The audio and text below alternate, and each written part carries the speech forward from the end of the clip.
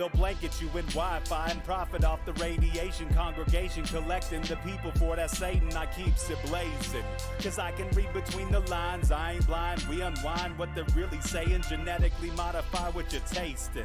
Don't need that cottage promise, so now you live up in your mom's basement. Redesign time so your mind is always wasted. Programmed to crave the basics. Keep the beta in stasis. Pay the state, kid. You're in debt for being born. Messengers are more than just the price for being warned. Don't be alarmed. Disconnect from their machinations. Stop subscribing to the folly of own nations. Bone breaking ain't the answer, cause they seek the ownership of souls. Spread the seeds and watch them grow. Break the chains of control. Break the chains of control. Sweet eternal balance of all that is good, true, and beautiful, friends. Tonight on Rogueways, we have the great pleasure and honor of talking with a man who has the gift of the sleeping prophet himself, who has followed in the footsteps of Edgar Cayce to learn to open himself to the channel of the fifth level of consciousness that flows through him in order to provide crucial information and insight and change the lives of those he serves. He's a bright light in the darkness and is a true guru must be, a teacher of these skills, and a deeply gifted individual. Robert Blond, welcome to Rogueways, and how are you doing tonight? Well, thank you, Lindsay. I hope I can live up to my introduction to you. I'm doing really well. I feel very clear, very happy to be here. Oh, I'm so excited. It's been a while since we arranged for you to come on the show, and I've been waiting for this day, so I know everyone will love it so much. And I love this audience so much, and all of you out there who listen, who watch, who share, who like, who subscribe, and who find ways to support the show through tips, through Rogue Gear on TeePublic, through the Orgone and books at rogueways.org, or through connecting through the spiritual services that I offer on rogueways.org. Thank you all for being here and for being you. And Robert, I always have a pointless question of the episode to start with. And for you, I know you're a fellow Coloradan, and I'm wondering how you're enjoying the May snow. Well, actually, I live up in a cabin. It's southwest of Denver, about an hour. And I happened to be in Canyonlands at the time. Oh, wow. I was on, so I just got back last night, so I missed the snow snowing. But, oh, I love it so much because I measured our water thing here and it gave like 2 inches of moisture. That's so good for us folks out here in Colorado with all the wildfire danger and everything. So, yeah. I'm with you. I was very worried for my little plants who were just starting to bud and bloom, but I went out after the snow and I brushed them off and they're still happy. So I'm happy, they're happy, and now we have all this moisture and it's actually a really good thing. Absolutely. Mm-hmm. Well, I wanted to start by asking you, Robert, if you feel like you've always been more sort of like in tune spiritually, even as a young child, or do you feel like your childhood didn't really have much to do with that, or what do you think? Well, our childhoods always have something to do with where we're at as an adult. From what I've seen in all the thousands and thousands of past life readings I've done, is everybody comes into their incarnation very intuitive, very aware beings. And so automatically, we already have the gift. We'll call it that in some particular fashion. It's not a gift, really. It's just our nature as beings. And so for many years, we're very intuitive. And that's why most people really love children. They're so happy. They're so free. They're always in the present moment. They can, doesn't matter if they're 1 year old or 4 years old, they can usually sit down and watch a bug for hours, you know. And as we become adults, and the process of becoming adults, we start to lose most everything that we learned or had in those beginning years. And it becomes through our training, the training to become something within life. And naturally, when we come into an incarnation, we also, just for a little background for each of our lives, we choose everything. We choose the parents, we choose the situation, the country that you're born into, the gender that you're going to use in that incarnation. And when I say that of the parents, most people would say, why would I choose those parents? At least half of the people would, you know, because what happens if you have an abusive mother, a father, somebody who's narcissistic in the family, you know, somebody who's trying to control you, wanting you to become something that they think is important within life, you know, which could be a great fallacy It doesn't mean it's true just because a parent wants you to become something that's going to make you happy. So then we have to start taking in reasoning mind, because we don't have a reasoning mind in the beginning. It's just intuitive mind. We're just aware, we're alert, we notice, we are very brilliant beings at that time, but now we've got to learn something, and the learning begins to become that of thinking mind or left brain energies within ourselves. And so even if you are intuitive, and for a while you may have what some people would call imaginary playmates. My question is, are they imaginary or are they there from that intuitive point of view? Because from the intuitive point of view, we see all kinds of things that a thinking mind can never see, because it's coming from a three-dimensional mind, or up, down, left, right, but not from the intuitive mind, which begins to move into timelessness, the timelessness of our experience as souls or divine beings, whatever. And so lots of children are told it's bad, to have imaginary playmates, or they're just imaginary, they'll go away. Begin to think more rationally, get your feet on the ground. Don't be a daydreamer. Don't look out the window and imagine. Learn, learn, learn, learn. And there's nothing the matter with learning, but when it supersedes our intuitive part of self, then it begins to take it all away. And then as the thinking child, now you're 6, 7, 8 years of age, now you try to find your identity again. And to find your identity is what everybody else tells you to do, to be, to become, whatever, and so you begin to be the obedient child. In most instances, you want to learn from your parents. And to us as children, they're God. They're gods. They're supposed to know everything. But quite often they know nothing.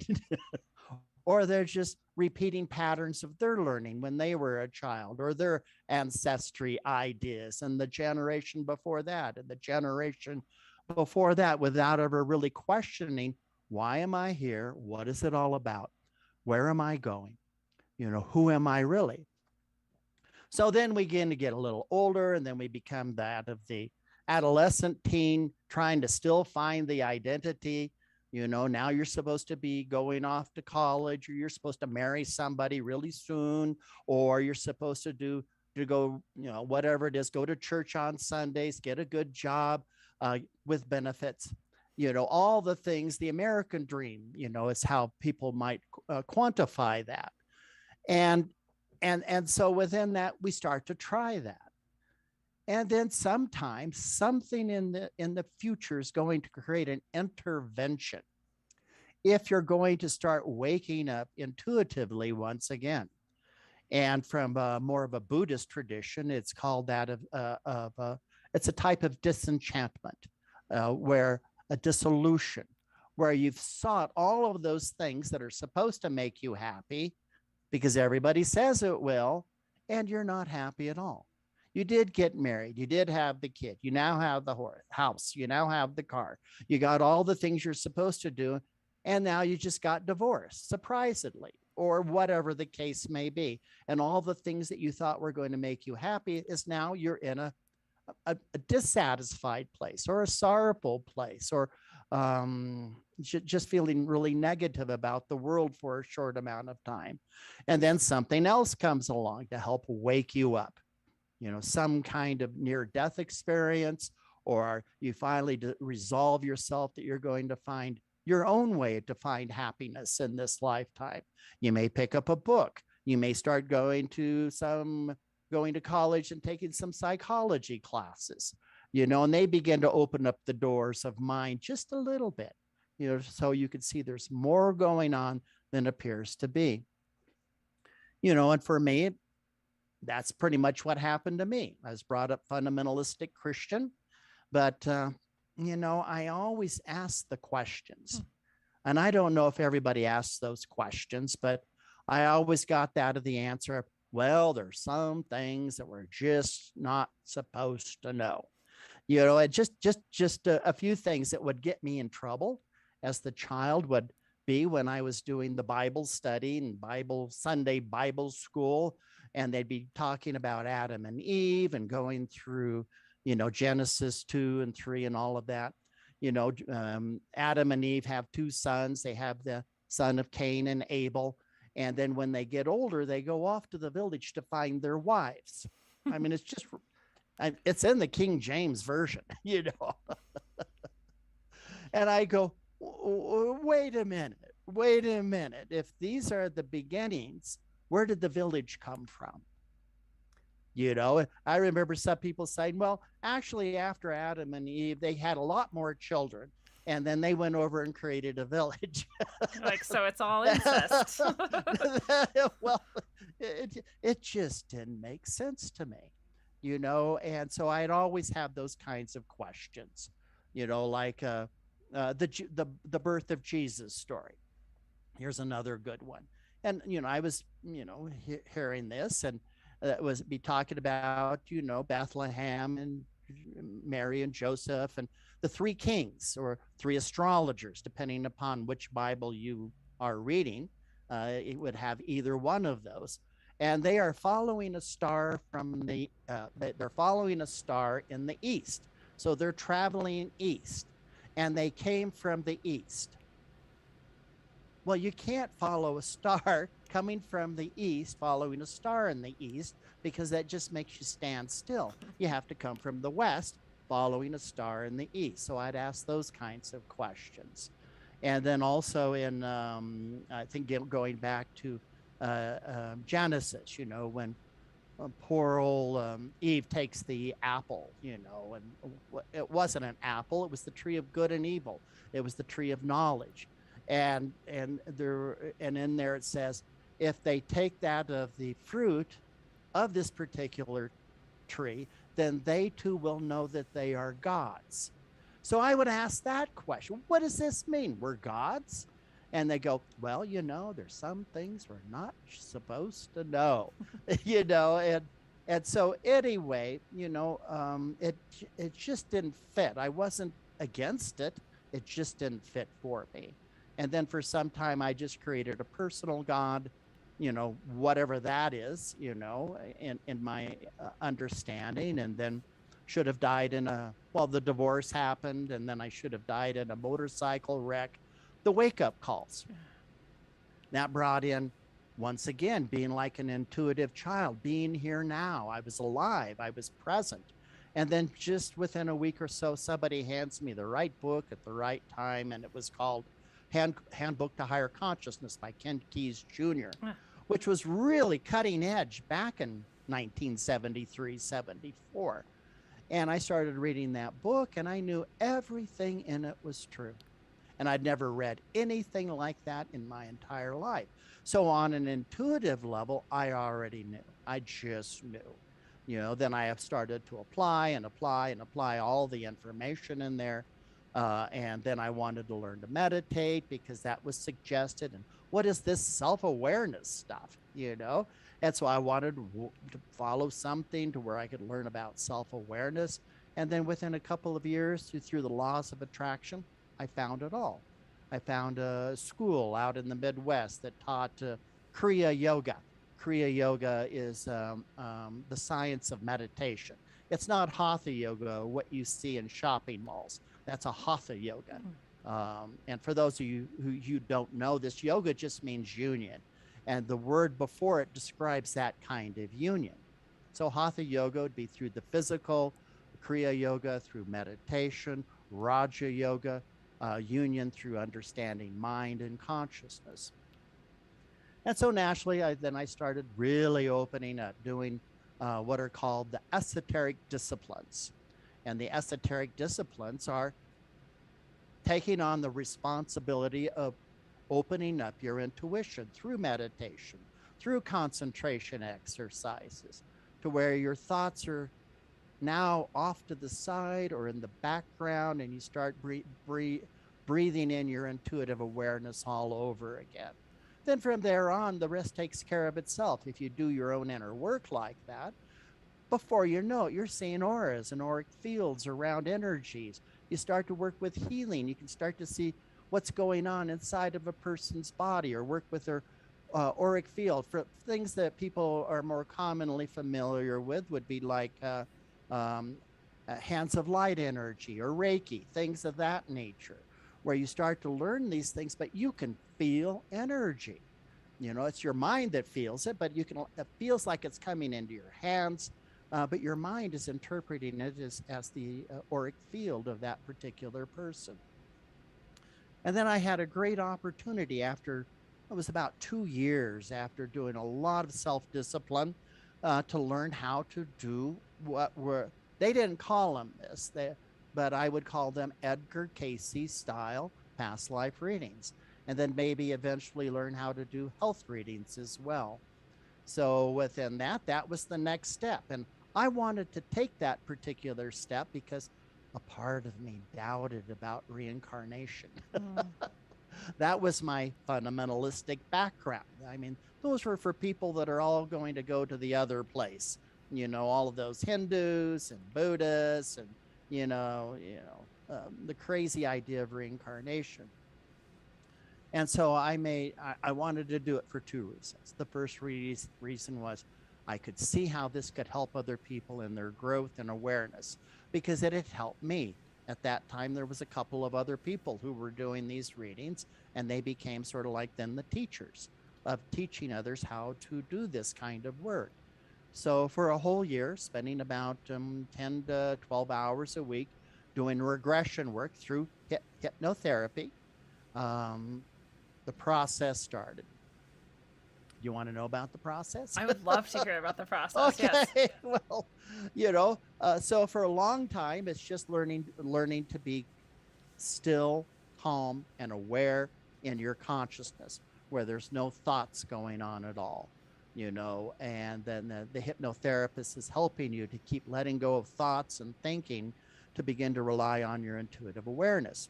So as far as going back into the past, it started like this. Um, After several weeks of just practice, then she would do, her name was Helen Moore at that, well, she's deceased now, so she's some other name somewhere else within that of this lifetime, I guess. But anyway, we started going in reverse order, all of the events that occurred in this particular lifetime. And so it would start out easy in the beginning. Where were you last Tuesday at 3 p.m.? And then I would just have to rely on whatever came up in consciousness. I was over here, I was at a store, I was doing this. And then it started going back further into time, weeks, now months, now a year ago. Let me see, I started doing the training in 1977. So it would start going, where were you on March 13th, 1976 at 8 p.m.? Okay. I mean, super specific. And then it'd go back year by year by year. Now you're 12 and it's 3 in the afternoon. It's a Saturday. It's a beautiful day. Where are you at? Then the information just starts coming out. Now you're 6, again, all of this particular part took 3 to 4 months just to do all of this. And then going back, now you're 4 months old, and it's a certain date, and it's a Tuesday, and it's a certain time. Where are you at? What is going on? And now you're 1 week old. Now you're 1 day old. Now you're 12 hours old. Now you're 6 hours old. And it just kept going back and back. You're now 1 hour old, 15 minutes old. Now the body's getting born. Where are you at? And the interesting thing about this particular time around the birth part, for me, I didn't even come really into the physical body until about an hour or two after I was physically born. Wow. A part of me had a connection to the body, but awareness was not in that particular body, and a part of me just didn't need the birth experience. It was going to be a C-section and things like that, and it just wasn't necessary. So lots of times, since we've had so many births, we don't need to be attached to that particular physical body, until it's intuition knows when it's time to come into that particular body. And then you can begin. Now it's 5 minutes before birth. Now it's 3 hours before birth. Now it's 1 day before birth. Now it's 6 months before birth. So now the fetus is about 3 months old, and now it's, would say, approximately 1 week before conception. So here you are, there is no physical body, but here's this place where you're making the choices of moving into into the physical realm to a certain extent. I remember when at this in-between place in between lives, as I was moving down into consciousness, there was like 3 to 4 possibilities in Europe. There was 2 to 3 possibilities within that of the United States. And then the mind just kept moving all by itself. You're not sitting there thinking, oh, should I go here or go ahead there? That's thinking mind. All of this happens in an instant because it's intuition, it's soul consciousness, and it just goes through awareness. And so then I decided to be born within the family that I was born into within Denver, Colorado in 1949 on July that of the 20th at that particular time. But there's actually that of a story a little bit before that. And this kind of, I like to tell this story because you go, huh? And what it was, actually, my first lifetime before when I came into the body I'm wearing in here, or the one just before this, not my first one. That was, oh my God, so long ago. I was my older brother in this particular lifetime. And so, well, how could you be your older brother?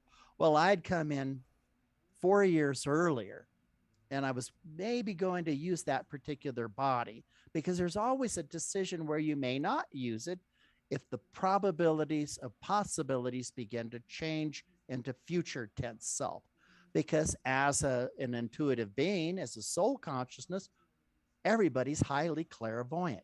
You know the probabilities. Again, you're choosing the parents and the dispositions of the parents. You know if a parent's probably going to leave when you're 5 years old because you need a certain experience around that to inevitably learn something around that later on. And you may need to get therapy about it.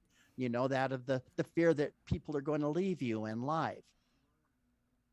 And so anyway, as I was coming in, as you begin to look at the future, if I would have been born then, instead of being 18 during what is called the Summer of Love in 1968, I would have been 21, 22 years of age, and I would have been too rigid in consciousness. I would have taken in too many concepts, and all these other concepts would have come a little bit later, but I would have already had too much of a mindset. So the soul, what it does is it just pulls the plug. It just takes its attention off of that vehicle, and it was a stillborn. And so if anybody wants to see my grave, you can go to, I'm trying to think of the name of this, Crown Hills Cemetery over in Lakewood, Colorado, under the name of Dale Robert Blond. Wow. Now my name now is Robert Dale Blond. Oh. I was born on July 20th in this body. I would have been born on March 20th in that of the other body, both of them being water signs. So I needed to have this emotional quality to my own self that can be moved into more of an intuitive place, because that's what emotions can do when you understand them, allow more intuition within your own self. So anyway, that was part of the process of learning how to do these readings. Then after we'd done that, then we started doing practice readings with myself, starting with that first lifetime after this lifetime, or the one just before it. Then and I just described that one. Then the next one, next thing I know, I'm in Germany, in Heidelberg, being born into a baker's family then, and this is around 1890 or so, or 1886, somewhere in there. But anyway, then I live a part of a life, and then World War I hits, go off in the German military as a medic, and get killed, within that timing. And I need to say something about death too. Death is a choice of the soul. You know, lots of people think, oh, too bad they died so young.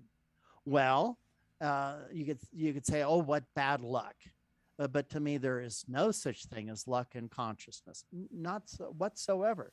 So if we choose our death, we cannot even commit suicide unless that of the soul is in agreement that it's time to leave at that point. And if you do any psychological studies on this, you find out pretty quickly only 5% of the people who actually seriously try to kill themselves actually get to do the deed. Very They low. do something goes wrong in the process. So there's an intervention. Somebody stops them, and the next thing you know, their stomach is being pumped, or somebody rescues them, even if they jumped off the bridge into the water, or they stumble, or the bullet misses and doesn't hit the parts that are necessary. And so that's always soul intervention. And to bring this up a little deeper, I know this is a little more controversial for people, but when you take into the ideas of abortion, for example, well, I'll tell you this, and this is my perspective again. Since we are such clairvoyant beings, we already know around the probabilities if a certain fetus is going to be aborted. So there's no connection with that particular fetus, because there's no point unless you need a certain little experience around that. I kind of doubt it because we've had so many lives. But again, it's just what it is. And in that instance, if somebody tries to get an abortion, but that of the soul is determined to stay in there, it will stay in there. An intervention will happen in some particular fashion. Our biggest confusions within that of life is people believe that they are only their physical body, and that's it. It doesn't matter what religion that they've been brought up into. People are always told, well, you're a soul, you're a soul, you're a soul. But no, we come into these bodies and all of a sudden we think this is it. We have our rational mind, our thinking mind. So we go, oh, this is it. This is all that I am. There's no more than what I'm experiencing, what I can taste, touch, feel, see. But again, all of the intuition has gone out the window at that particular time. And so anyway, so I started going back through lives and lives and lives. And gosh, me and Helen took me back through about 40 to 50 lives. And it starts to get really boring. It's just like anything. You think, wow, wow, wow. Oh, this life, that life, wow. And then here we are. Here's another. Oh, that was interesting. And so when you reach that particular point, you understand it's time to move on to the next phase. And that's beginning the practice sessions of connecting with that of other people and what is a significant life that they have lived at that particular time. So Helen would start to introduce me, not introduce me to the people, just people in classes and students in that organization. And then I would do readings, and then she would check it out with them, what that felt like. And did it feel like it made sense, or was intuitive, or hit the parts that were important. And the parts that are important is not so much the past life, but what's called the significance of the qualities of the past life, of what one is working on in the present time. I mean, I don't do arbitrary readings. Everybody would love to have an arbitrary reading. Was I in Egypt? Was I? Well, a lot of people would. They don't do that to me anymore. I guess my field says no. Yeah. Was I Cleopatra? Everybody wants to be Cleopatra. Or, gosh, most women think that they were. What's her name? 14th century France, the heroine. Oh, Joan of Arc? Joan of Arc, Joan of Arc. Yeah, a lot of women think, oh, that had to be Joan of Arc because she has so many qualities. She was like this pure saint kind of person, but she was very masculine. She led armies and she saved France. And then the church came along and put her in prison. and then executed her. And so lots of times when people think of past lives, they think of people in the past life. They say, well, I had to be that person. Well, there may be another 100,000 people who think the very same thing because of the quality of that particular character. Uh, and so anyway, I did probably 100 practice readings, and then I had to be what would be authenticated. And the way I was authenticated in this organization, and they had like 13 centers throughout the Midwest at that time, since there was these two other people who would do readings uh, years before I was doing them. They would send in transcripts to Helen of people they've done readings before, giving the name of the person, where were they at in that lifetime, what was the significance. And I wouldn't get to see any of this. But when it came time to do the reading, she would look off of the sheet or the typed up paper where all this information was. And she would go to, I'd be back. She would do the regression work, get me into the right level of consciousness, which is called universal subconscious mind or the Akashic records. And she would do this. You will now search for the vibration of the entity referred to. We'll just say John Smith. And you will now relate the incarnation that this one had in 21 years, 21 BC in Jerusalem began. And so I would have to give that reading, a blind reading from somebody I never knew this person. And I had to be 90% correct. In other words, obviously they needed to be the same gender, the same kind of family system, or if they got married, I could maybe mess up a little bit there. Maybe the other person said they had 3 boys and 3 girls as children, and I might have come out 2 boys and 3 girls.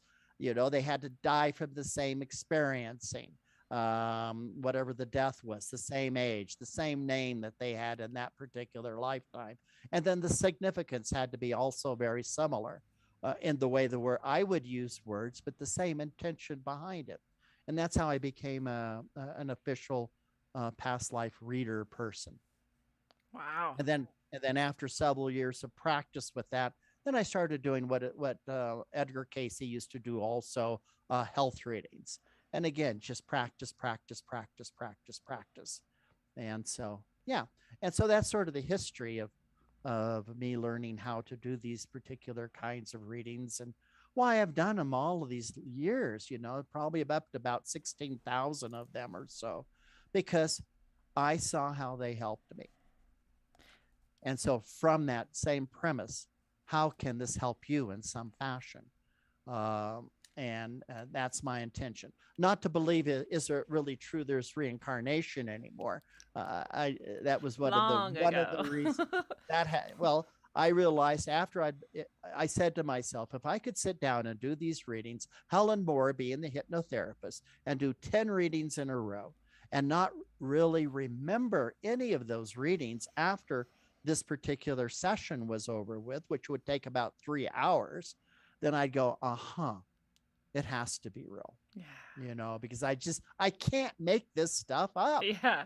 You can't make it up fast enough. I would have to sit in some back room writing down stories hours before doing readings before I could do that of a reading. And when you start doing readings of this nature, the information just pours out of your mouth. It just pours, ultra fast. Yeah, you're very, very fast. I had the pleasure of having a reading from you not that long ago at a spiritual fair we were both at. And I also have, my own spiritual gifts and things I do. And one of them is seeing and feeling auras. And I saw the shift in you as you got ready, as you stepped out of the way, as you described it to, so I could see and feel that. And then the reading you gave me in ways that would be almost impossible for me to describe was exceptionally necessary. Like I needed to hear those things, and I didn't even know I needed to hear those things so deeply. And so it was really healing, for me to hear that. It was very transformative. And it seems to me like that might not be what people expect from a past life reading. And I don't know what I expected. I expected nothing. I was like, I don't know. Yeah, I feel really good things from this guy. I'm going to try this out.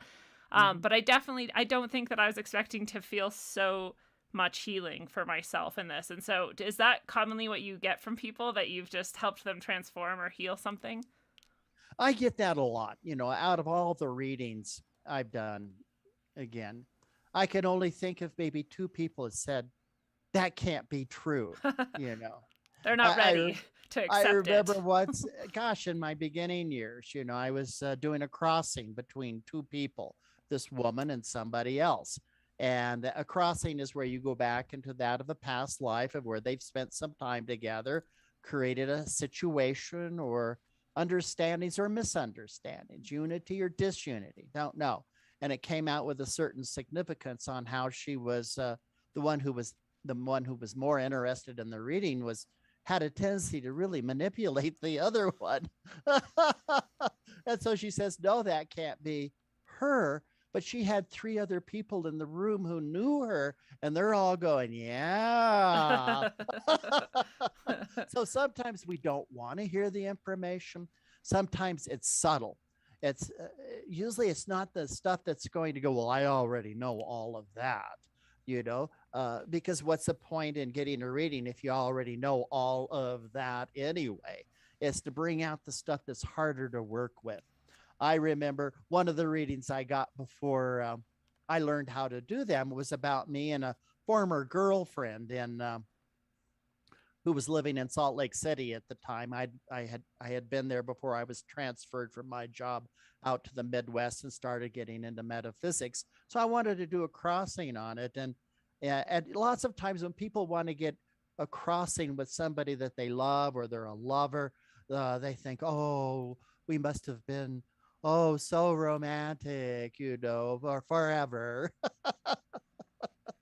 And basically, the reading that came out was I was born first as a male in the 12th century Germany somewhere in a fiefdom, you know. And back then, fiefdoms, you had the rich and you had the peasants. You know, they didn't have much of a merchant class at that particular time. And I was the village idiot. And she was a little bit younger than me, and she had brain problems as well. But in those times and spaces, the village idiot was always a male. It was not a girl. It was always the guy. And so we ended up actually getting married in that lifetime, but I always picked on her. And basically what it was everybody there picked on me because I was the village idiot and I only had one person to pick on. And so the significance of the reading was more like, it's not to the same severity as that particular life, but you're still subtly manipulating her even now. Yeah. And I remember getting the reading and going home, and halfway home, I started tearing up going, I thought I took care of all my problems of doing things like that because I'd read a book for at least 2 years. But about 2 to 3 days later, as I really re-listened to the reading, it said subtle manipulation.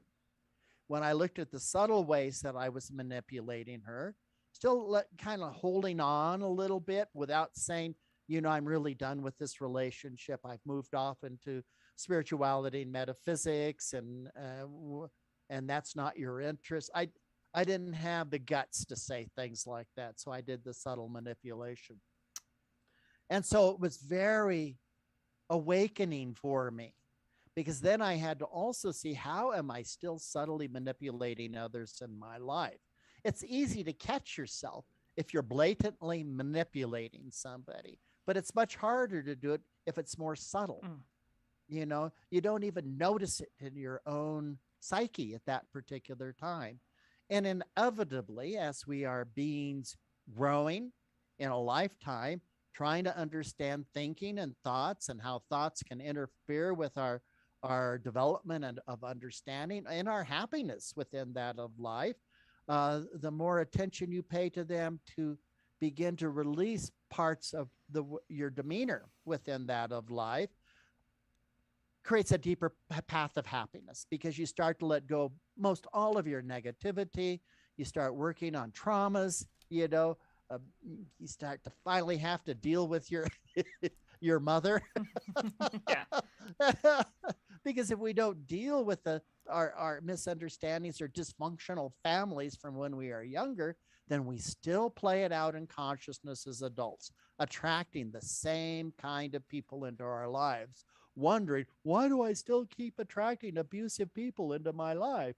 Well, that must be the world's problem. No, it's our acceptance of that idea and getting caught up into it, thinking it's normal. Yeah, we're It's creating it. normal. It's normal for somebody to yell at you. or because we got it as a kid, and so we think it's that way. Mm.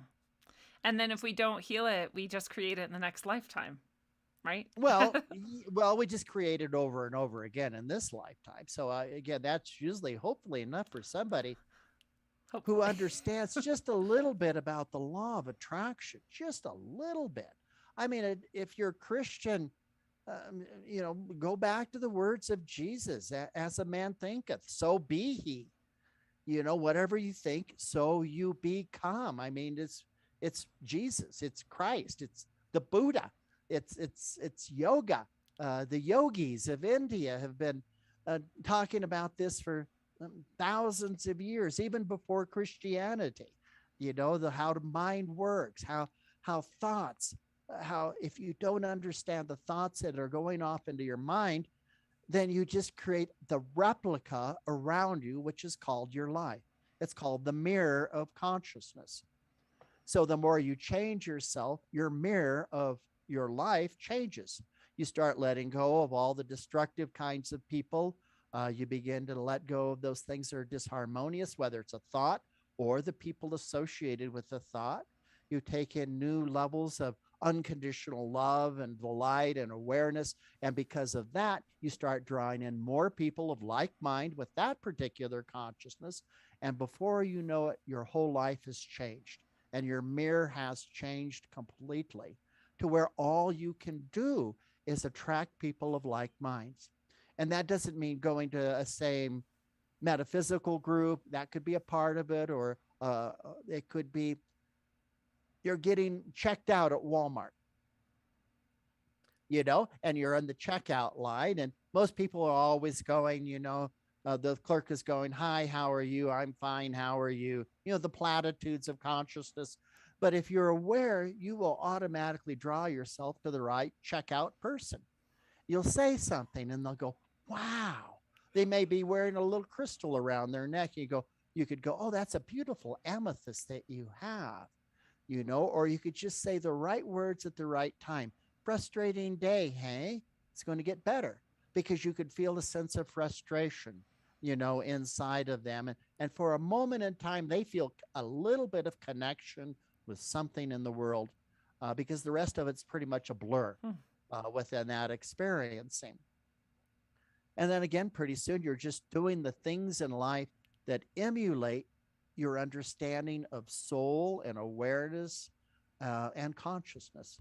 Before you know it, most of your friends are into psychotherapy, they're into massage therapy, they're into metaphysics, they're into certain churches, Unitarian churches, Unity churches, Science of Mind churches, if you're from the more of a Christian persuasion, or you go down to the Buddhist temple to do a meditation, because you start losing all concept of the idea of religion itself. Because sometimes the ideas of religion itself actually interfere with the development of our own soul awareness, because religion is an ideology around thinking and belief. Awareness is being aware inside of yourself and trusting what you really feel in consciousness and your heart. And they can be quite separate from that of each other. To follow a dogmatic path for somebody, that may be exactly what they need within this lifetime. A dogmatic path, you do these steps and you get to go to heaven. If you don't do these steps and stay in the church, you get to go to hell. Well, some people need that kind of experiencing for themselves. But if you really want to be the free being that you are, to where you're not judging anymore within life, judging yourself, judging other people. I mean, I can't judge anybody who takes a fundamentalist path because I know that's perfect for them. It wouldn't be something I do anymore because I already had that experience, not just this lifetime, but plenty of other incarnations before it. And so the free soul because just illuminate and gravitate towards those things of similar consciousness. And even if you find yourself with a group of people that are quite opposite, you would say that. Let's say you're walking down a shady part of town and there's a bar and here's a whole bunch of motorcyclists out front with, you know, cross skull and bones, crossbones on the back of their jackets. You don't freak out. You just go over and say, how you doing, you guys? What's going on? You know? And if you come from that of a clear place where you understand the world is safe that you're living in, rather than it's a dangerous place, all you're going to get is smiles and greetings, and you might end up talking about somebody's motorcycle, you know? And so the world becomes so different without, through the process of letting go of all judgment and suspending all judgment of what's going on, because we really don't know the outcome of things, and we really don't know who's good, who's bad. You know, that's just a judgment within ourselves. If we're going around, they're good, they're bad, then that's what one does to their own self. I'm good over here, but man, I'm really hiding all these parts from everybody else. You know, that part that wants to go out and drink and hide it, and or lust after somebody. All of the hidden parts of ourselves. Yeah, but within that of awareness, there is no more hiding. You don't have to become something for somebody for you to feel like you belong or you're good enough in some fashion. It doesn't matter if you come across somebody somebody who's homeless and they have the little place card that says, please give me money, God help, you know. You either give them some finances or you don't give them some finances. But when you see them, you see the soul behind the form that is having that experience. It doesn't matter if the president of the United States or the most richest person in the world came up to me. I don't give them any more value than the other one. That gets me into trouble my whole life. People are like, you better respect me. I'm like, I do. I just respect you exactly as much as I respect everybody else. Uh-huh. I think that's normal. There's like a trust and a peace that I'm not saying I've mastered. I definitely lose it at sometimes, but that comes from all the things that you're describing, right? Like you were saying, you can't accidentally die. You can't accidentally have an experience at some level like that's what you've chosen. But it's hard for people to understand, why would I choose all this suffering? Right? Yeah. Why would I choose all this suffering? I didn't choose that. And then they get angry and they're like in rejection of that. It's only maybe afterwards or from a different perspective that you can see, oh, here's what that actually gave me, or here's what that created, or here's what I created in response to that. And that's what I really wanted. And so I did choose that experience. I did need that in that way. Well, that's when one finally takes responsibility for their life, their creations, without blaming others on the way things are at, then they begin to move on. They begin to develop a new understanding within themselves. And, you know, when we live, us as thinking people, we're in these bodies and there's certain conditions that we experience through the law of cause and effect physically that we have here. It's a dualistic world. There is the left, there is the right, there is the tree of life, there is the tree of good and evil. You know, that particular perspective. Some things are going to be pleasant and some things are going to be unpleasant. Some things are going to be delightful, some things are going to be horrible within the experience. But the overall roundabout place to evolve into is where you still stay whole and connected to heart and soul and consciousness, regardless of what is going on. Even if your whole world is falling apart, everything that you thought of that had value is being taken away, you become more like the person in the center of the hurricane, where everything is calm, even though everything is being torn up and destroyed. And that's basically a Buddhist practice, you know, practicing that everything dissolves, everything goes away, everything rusts. You can't keep anything. Everything, when we're here in the physical, has a beginning, a middle, and an end. And we pretty much know where the beginning is, maybe the middle, but we never know where the ending is, such as when are you going to die this lifetime? How old are you going to be? Well, it could be in microseconds, or it could be another 70 years. That'll be up to the soul within the experiencing here. But a lot of times the question would be, well, why do we why do we even come into these particular lifetimes? Okay. Well, some people might say, well, to have a human experience, the soul having a human experience. Well, it's a certain learning within it, but I don't see that that's the reason why we're here. Although we get to experience through having a body and a conscious mind, or a thinking mind, or a personality, that's not the reason.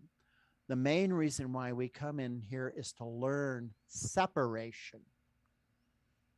And a lot of people don't get that. I know it sounds hard, but consider this. We've always been with the one. We've always been a part of the divine. We're a part of the God consciousness, or Christ consciousness, or Buddha consciousness, whatever you want to call that. And a part, we've always been one with all that is since the beginning. And we can't even go back to that at the beginning. We don't know how long that is. I would say it's even before what people would call the big bang of this universe. We were probably here before that as well, as an awareness, as a part of the divine. But the experience that we have is individual particles of that particular light source, a portion of the light, us as individuals. Some people would call it the I am consciousness. I call it the amness consciousness myself, because it's too identifiable, I am. But a lot of texts use that particular terminology. We came into these incarnations to find out how to become separate, to understand creation and creativity. As an awareness, if you're a part of all that's aware, but you have no practicum on what is the left and what is the right, it's pretty hard to create. You know, we have to have the practicum. The practicum is having lifetimes that we are experiencing the left and the right, to begin to learn how to use creative mind. Because we really didn't start coming into these incarnations on this particular planet until there was Homo sapiens. The rest of the heritage before Homo sapiens were pretty dumb. You know, they made the same tools for 2 million years. They couldn't get out of the Clovis tool, I think it is what it was. They made the same tool for 2 million years, and all of a sudden, through that of evolution, here comes these Homo sapiens that had a creative mind. They could imagine. They could eventually put pictures on walls in caves. They could design things. They could evolve. They could make a better arrow, a better spear, a better house. Pause you for a second? Yes.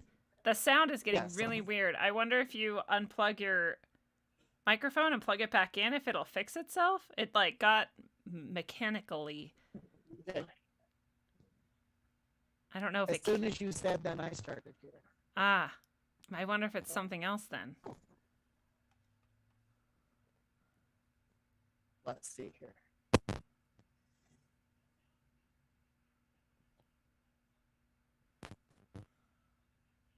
Same thing? Yeah, it's still kind of... Try pushing it in even harder. Is that... Sometimes the connection is like... Or like twisted a little. Turning and pushing. Let me try it on the headphones. Oh.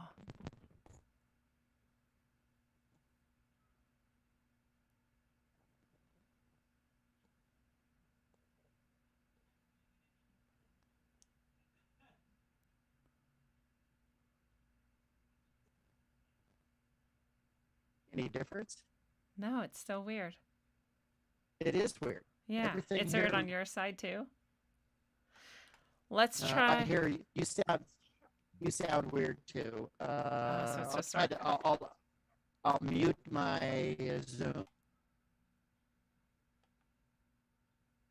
Is that well? Then can you hear me? And am I still mechanical? I can still hear. Yeah, you're still mechanical also. Weird. I wonder if it's an audio or like a connectivity issue. I don't know. Well, Everything here has been going very well. I know. I have nothing unplugged. Let's see this. I'm going to stop your video and see if you talk now. Is it any better? Oh, now I think I just can't hear you. Uh-oh.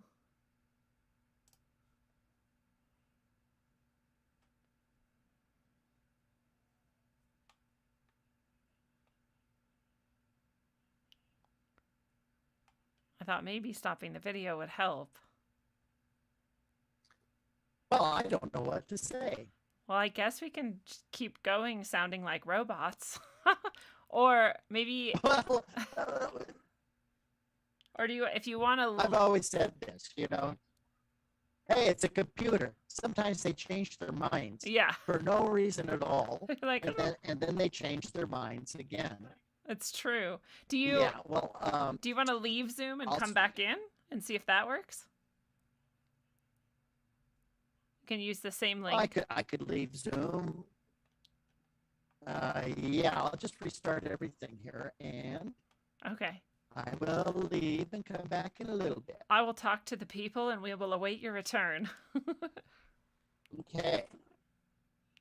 All right. Well, hopefully Robert comes right back. I don't know why the sound and audio is doing that. It was happening for a while before I stopped him, but I wanted to see if it would just resolve itself.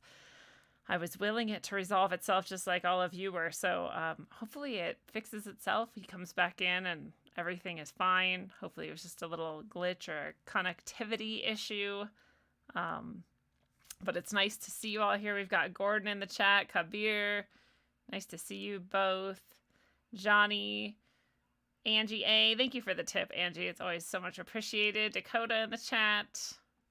3-hour drive. Wow. Have fun with that. Glad you can listen in. Lacey Mariposa's in the chat. Nice to see you. About to get another shipment of Lacey's incredibly beautiful medicine bags. It's going to be so nice to have more in the shop for people.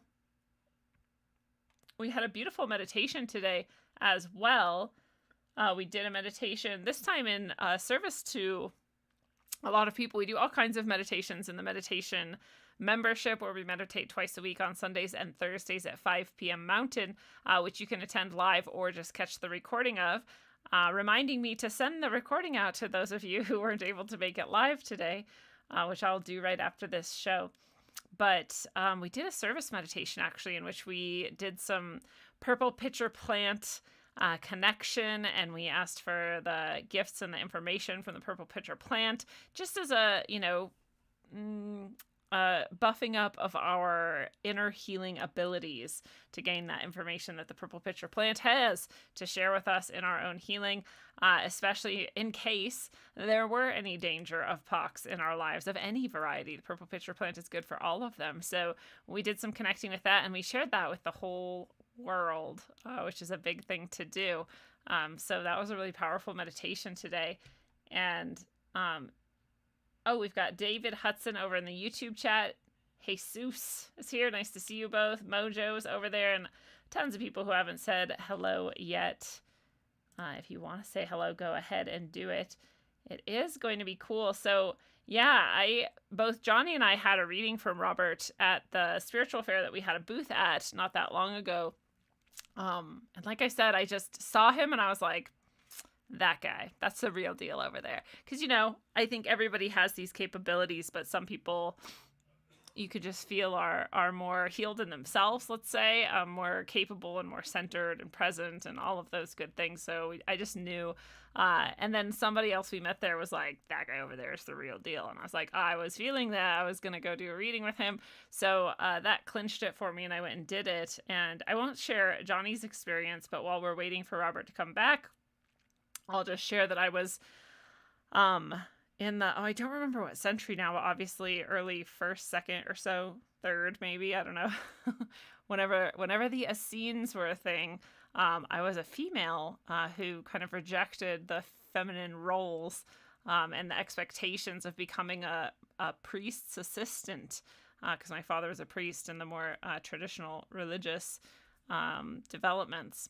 of what I guess we would now call Christian or Jewish traditions. And I think it was Christian, actually. Anyways, I was like, no thanks, not really down with all that tradition. I'm kind of really interested in like the actual like soul and what's actually going on here. And it doesn't seem to be super what you guys are doing. You're much more into the dogma and the tradition than anything else. And so I kind of broke away. And I started asking questions down by the well of people that would indicate to me like which of them were also just aware and awake and thinking, which was dangerous, to do. It was dangerous at the time. And I found some people, and they actually then connected me in with the Essenes. And so I became one. And I, even in that order, there's all the mystery traditions and there's all the possibly psychedelics and all the different things. And I was like, I'm not going to do it quite like you guys. I'm going to do it my own way. So even then I was kind of blazing my own trail. And some more was revealed as well that I won't go into now, but definitely reaffirmed, like, because what he does, as he maybe explained and you may be caught, was he gives you a past life that is most appropriate to this moment in time for you. And in this life, I have also done the exact same thing, where no matter what I am connecting with, I'm like, cool, I'm going to take this and this and this from you. And I'm not going to do this and this and this thing because that doesn't work for me. And now I'm going to go on to this next other thing. And I'm going to find the other people who are also awake and aware while I go, even if it sometimes seems dangerous to do so, with a great purpose. And so a piece of that, too, that he said that was so stunning for me, again, he doesn't know me from anybody, is he said, he didn't say, the channel that comes through said, that I would be writing, and I would write much more than I already have, and that the writing itself is almost like I'm writing my own reality, which is an interesting way to put it. And I've had other sorts of, we'll just say psychics, for lack of a better catch-all term, tell me similar things. And it's a little bit of pressure, I won't lie. I've even had my chicken come through Catherine and be like, you need to finish writing your books. They're really important. You're actually writing some kind of, reality, as well as other experiences, which has said the same thing. So I'm like, okay, no pressure. Just write your own reality into existence. But, it makes a little sense because it's gathering from all these different things, super syncretic, right? Like all these different religions, all these different traditions over many lifetimes, to me, like, okay, here's my perfect version of things and how they're done and what we're doing here and why we're doing them. So it was a really cool experience. Like I said, I couldn't even really describe exactly why it was so necessary for me to hear all of that and to have it. It was very affirming, very confirming as well of many things. So I felt very lucky to find him at this fair. And this is one of those things where, again, years ago, as you've probably heard me tell this tale of going to one of these events on accident, I could just poo-poo it all my life. Just like Robert was saying, I just judge. I'm like, that's for dummies. That's stupid stuff. That's like shallow, new age sort of, trendy, like whatever. But then you go there and you meet some people like this who can change your life. And, again, back to that first experience.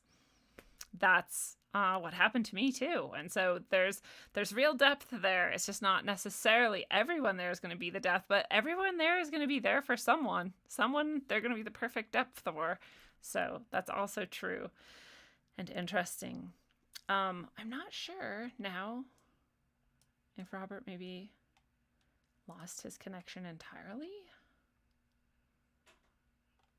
or I'm just checking my email to see if he's saying anything, but I don't see anything yet. But my internet's now being slow, so I'm not sure. So yeah, I know Johnny's past life reading also, and we didn't have time to share with each other before because it was like mine and then his. I think that's how it went. I'm pretty sure it was back to back. And Robert didn't know we're together or anything either. But his past life also had a very interesting revelations about some of the experiences he's had in this life, and a new sort of look at like why it might have been that way, why he might have chosen that in this life. Gordon says, I missed the first part. Is this a hypnosis thing he does, or just like a psychic reading? He self-hypnotizes himself to put himself into a trance, and then allow the Akashic records to flow through him. So like I mentioned to him, I felt the shift of his consciousness away and the opening of the channel, and I could see it in his aura as well as literally like a clearness. There's no color there per se. So I saw it and felt it, and then when it comes through, it's like kind of rapid. Like he talks kind of fast. I feel like the reading is almost even faster, but you're allowed to record it. I actually have the audio recording, and you can take notes and everything.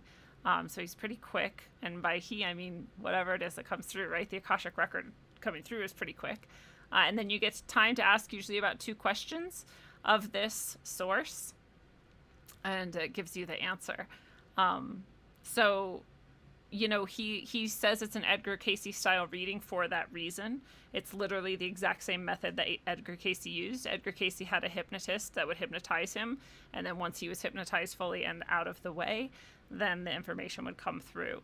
And that's also what Robert learned. And people, I didn't know that. Robert's actually the one who taught me that. I knew of Edgar Cayce. I knew he went into a trance. I knew all of this stuff. I've long been a fan. But I didn't actually know the hypnosis part. And then when the hypnosis stepped out of the scene, his wife knew how to hypnotize him by then. So his wife would hypnotize him. Robert actually hypnotizes himself. That's how long he's been doing it, how much he's done it, that he can do that for himself now, and step out of the way and allow that to come through. So, man, I hope he comes back. I have so many questions about that, about what level of consciousness, because he said it's the 5th dimension of consciousness, the 5th level of consciousness. So I wanted to ask about the different levels and sort of where people might be at in general. I wanted to ask him his ideas of this time and whether this is an age shift or, we're going through, or what's sort of happening right now. And I wanted to ask him, too, if he has any questions left for himself after all these years of being able to just ask anything he wants of his own channels. So hopefully he comes back in. I haven't gotten an email yet. I don't want to give up quite yet. He might be coming right back. And if not, we'll definitely have him back on the show if he's willing to come back on the show to ask him all of those questions and more. But yeah, I also wanted to ask him about, the keeping from draining or harming yourself by doing this, because I know a lot of people think that Edgar Cayce died from draining his physical health by allowing the spiritual energy to come through so frequently. But Robert is in very clear mind, good seeming health, and, so he doesn't seem to be being harmed by it. So I wanted to ask him about that. Yeah. I had some other things too. About the Akashic records themselves, technically where they are at or what they might seem like to him. And I also wanted to ask him if history seems as described, as he was just describing, evolution of humanity and whatnot. It sounds, and some of the other centuries and things that he's mentioned, it sounds like he thinks in his experience it is as described, which is interesting too. I know some people have that conception that perhaps there's much of history that is hidden or not even real. A bunch of years of inserted time and all sorts of things. And I really wanted to ask him what, if he'd ever had any past lives come up that were not human, or that seemed to be from other sort of realms or worlds. So hopefully I get to ask him all of those questions. But I'm gonna give up here in a minute or two, because I don't know if he's coming back. I know too, we've had all of this snow, over 1 foot of snow, and a lot of tree limbs have fallen and things have happened. So it might actually have been something like that, and then just an overstrain on the system, or I don't know. Well, I guess I'll call it a night. I'll try to get in touch with Robert and see what we can do for a follow-up, when we can do a follow-up, and if he is available, we might even do a little bit more recording tonight and release it as a special for subscribers or something like that. So, Robert, if you're out there, we love you. I'm just going to go right into the ending. I will tell you, Robert Blond. Actually, I don't know if it's .com or not. You guys might be able to see right below the show if that's what it is. I can't check without turning this off. So I think it's robertblond.com. I think it's that straightforward. Oh, it might be .html actually. robertblond.html, because I know I know it had the HTML in there. And Blond is without an E. So it's Robert Blond, BLOND. I'm going to say HTML, but you can click to it right below wherever you're listening or watching to be sure. And who knows what Robert's final words of wisdom might have been. But I'm sure as he was talking about it, might have been something along the lines of, coming to an understanding of yourself as a soul, not a body, and being really present in that and self-aware and seeing what you can do with that, because you could probably do a lot more than you think. You probably have more gifts than you know, and you could tap into them if you choose. So, fellow travelers of the path, it is a beautiful thing. Oh, here he is. I didn't have to go through the ending. I just had to commit to the ending, and then he would show up.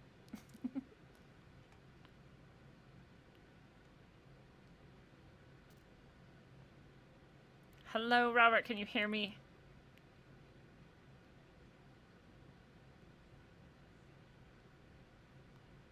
I can see that you're here, but I can't hear you as of yet.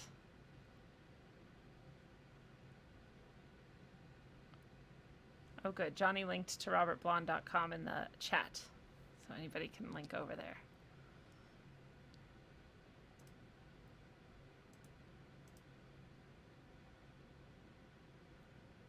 I know it took us a second to connect earlier too, so it might take just a moment.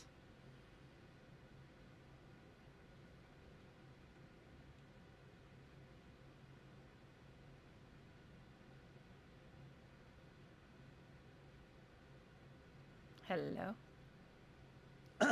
Can you hear me? I can, and you don't sound like a robot. Oh, well, that's good. It took a long time to get back. Yeah. It was good though. I was just finished telling them all the things I could think of to say, and I was like, well, I guess we might say goodnight. I told them about your site and where to find you, and then there you were. Yeah, I have no idea. Well, like I say, just stay in the center of the hurricane. Yes. Exactly. Keep breathing. Things usually work out one way or another. Right. Exactly as they should. Well, I'm not sure exactly. I know you were describing humans starting to do cave paintings. Oh, yeah. Well, again, a part of our process here in coming into these human forms is we get separated. Again, you're intuitive for a while, you go into reasoning mind, then you don't know who you are anymore. You start thinking who you are. So a part of our learning here is to become separated from the divine. And what I mean by that is if we're always connected with the divine, you're in a place of awareness. Okay. But the only way to become creative as a type of independent being, your own beingness, you have to become separated from that of the divine. And so that's what happens in every single lifetime. We have awareness, we lose awareness, then some people or many people start to develop their awareness once again, and you become whole. You go through all the stages of human life. You play all the parts, you play all the roles. In some lives you could say, well, yeah, you were a priest and a priestess, and you're this, very spiritual or religious. And in other lifetimes, you've been the villain. You've been, as I would say to folks, you've been out there whacking off heads in great delight, because everybody said, go out and whack off a whole bunch of heads today and our side will win, in a military kind of situation. We've done terrible things to other people. We've had terrible things happen to us. And inevitably, we start to wake up. In the waking up process, you begin to bring the divine back into consciousness again, becoming a whole being while you're still in form, not having to wait for the in-between lives where you're always whole, always unified, always aware, always within the present time. And so we develop what is called selfhood, a sense of selfhood, being a part of the divine, part of the consciousness, part of the wholeness of heaven, so to speak. And then you get to express it here while you are still in form, and to have that awareness while you are here. And again, a part of the awareness is non-judgmentalism, you know, the abandonment of all belief systems, letting go of all beliefs about yourself, because it's beliefs that get in the way. They stop us on our paths. A part of intuition is going into a place of knowing consciousness inside of you. You know, you don't believe anymore. You test every belief that you have. You know, I mean, on the most basic, simple little things. When we're little kids, everybody says, "Well, you're a boy, and so therefore boys act like this, you know, and girls have to act like this." It's all nonsense. It's all stuff that's been passed on from generation to generation. And more specifically, in, let's say, being choosing to be in a lifetime in Western society, at least, and other societies as well, you now have the opportunity to be your own being, your own person. You don't have to do what everybody else tells you to do to be a good person, you know? Because what is good and what is bad? Later on, you find your attempt to be good wasn't so good. Or maybe when you did something really bad, maybe it was helpful for you on your path. It gets you somewhere if you learn from it. So again, we're united with all that is. We go through this process of separation, learning creation, learning how to do the details of creation. For example, let's just say you're an aware being and you see, you're not even in a physical form, okay? But you can see, there's still seeing, the idea of seeing, not with physical eyes, but with the mind's eye. You could see some people driving down a street in a car. What does that mean? Well, you're aware that it happened, but you have no ability to build a car. You have no ability to drive the car. You don't know. You don't know. So that's where the creative mind has its place and its function. How to dream again, how to become big. I mean, to let go of the smallness of life, the petty things that are so unimportant within life. Because in the conclusion, to me, the only thing that matters is how much can you deepen today in remembrance that you're divine and not just a physical body. You're wearing a physical body, just like an avatar, just like in the movie Avatar, running around thinking for a while that this is who you are. You are your body and you're a man and a woman. And yeah, from a certain perspective, it is true. But as Ram Dass would say, and he's one of my favorite teachers out there, it's only relatively real. It's only relative to how you perceive it within your own consciousness, because you're the one who ends up making all the rules or has no rules, you know? And pretty soon you just don't have any rules. It's very freeing. That's very freeing. I mean, from that perspective, you don't get yourself into any more trouble. You don't create any more karma for yourself. And karma is not a bad thing. It's just a learning process. But if you go out and hurt people all the time, you yourself will get hurt back. Yeah. You know, you learn the lesson around that and start doing random acts of kindness or things like that.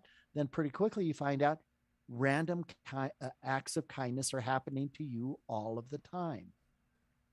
I love it.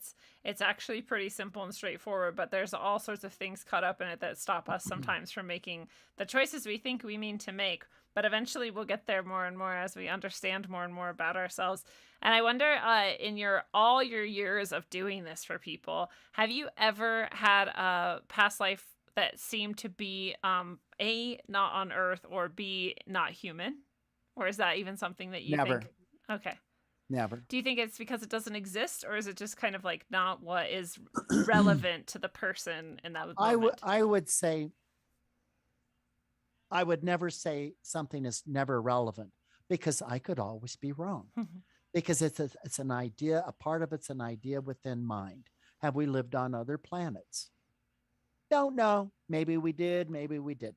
But what I have seen over time, as some people use that as a glamorous idea, and it makes them more important in some fashion.